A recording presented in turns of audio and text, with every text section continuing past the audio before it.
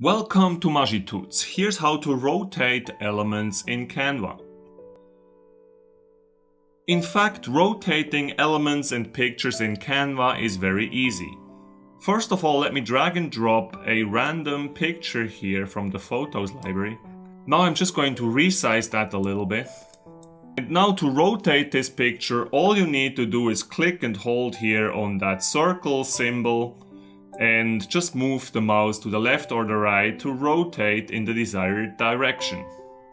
This actually works with all the elements in Canva, so we just did that with the picture. I can also choose an element here, for example number 3. I can do the same here with that number 3 and rotate it 360 degrees. Also, I could choose a video here from the video library, and even with videos you can rotate them to your liking.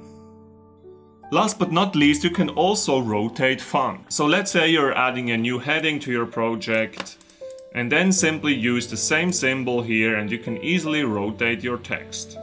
That's it guys, everything you need to know about rotating elements in Canva.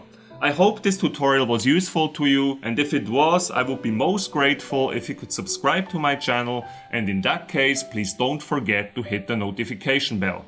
Have a great day guys, bye!